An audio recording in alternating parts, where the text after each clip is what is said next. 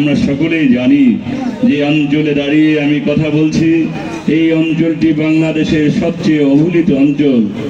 মডেলগঞ্জ শরণখোলা এই দক্ষিণ অঞ্চলের সর্বশেষ যে অঞ্চলটিতে আমরা বসবাস করি, প্রতি মুহূর্তে আমরা ঝড় ঝঞ্ঝা প্রতিকূলতার সাথে যুদ্ধ করে, পরিবেশের সাথে যুদ্ধ করেই আমাদের বেঁচে থাকতে হয়।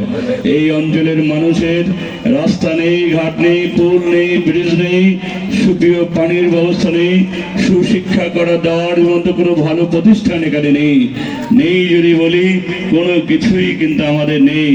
যে পৌরসভায় আপনারা বসে আজ এই কর্মযজ্ঞ করছেন, মহাসমুদ্রে আপনারা এসেছেন, সেই পৌরসভা একটি প্রথম শ্রেণী পৌরসভা হওয়া সত্ত্বেও এখানে প্রথম শ্রেণী পৌরসভার যে সকল গুণাবলী থাকা দরকার, আর একটিও গুণাবলী এখানে নেই।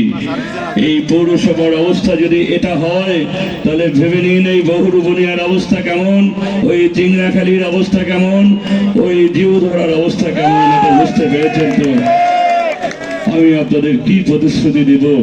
প্রতিশ্রুতি দিতে যাই, দিনের পর দিন চলে যাবে। কারণ গত 50 বছরে এই অঞ্চলের মানুষের অনেক নেতাদের ভাগ্য পরিবর্তন হয়েছে, কিন্তু সাধারণ মানুষের কোনো ভাগ্য পরিবর্তন হয়নি। এখনো যারা এখানে বসে আছেন, বসে বসে কথা শুনছেন, আর বাড়ি ফিরে যাওয়ার জন্য মনটা ব্যাকুল হয়ে যাচ্ছে। কারণ কয়েক কিলোমিটার দূরে আপনার বাড়ি হলেও সেখানে যেতে দুর্গম পথ আপনাদের পাড়ি দিতে হয়, ঠিক কিনা বলুন? আমরা আপনাদের দায়িত্ব নিতে চাই। এই সকল অবকাঠামো উন্নয়ন করে মডেলগঞ্জের প্রতিটি রাস্তাকে উন্নয়নের চরম শিখরে পৌঁছে দিয়ে প্রতিটি মানুষের একটি মাত্র চাহিদা সুপেয় পানির ব্যবস্থা করা। আপনারা নিশ্চয়ই জানেন, এক পিতা সারাদিন মাঠে পরিশ্রান্ত হয়ে ঘর্মাক্ত হয়ে যখন সন্ধ্যায় বাড়ি ফিরে, প্রথমেই তার সহধর্মিনীকে বলে, এক গ্লাস পানি দাও। চিন্তিত হয়ে পড়ে আমার সেই মা, কোথা থেকে ভালো এক গ্লাস পানি আনবো, কারণ তার ঘরের এই কলসিতে সামান্য পানিটুকু থাকে না, ঠিক কিনা বলেন? হয়তো কলসি তলানিতে যে পানিটুকু থাকে, একটি গ্লাসও অনেক সময় পূর্ণ হয় না। এই দুর্ভাগা মা চোখের জল ফেলে অভিশাপ কাদের দেয়? এই অঞ্চলের নেতৃবৃন্দ, যারা ভোটের আগে অনেক মিষ্টি মিষ্টি ভালো ভালো কথা শুনিয়ে আপনাদের এই মূল্যবান সম্পদটিকে তারা কেড়ে নিয়ে যায়।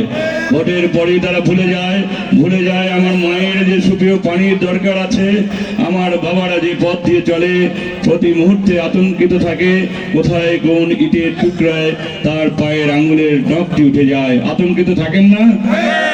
সেই কথা ভুলে যায় তারা, যে কারণে গত 55 বছর ধরেই এই অঞ্চলের মানুষ অবহেলিত।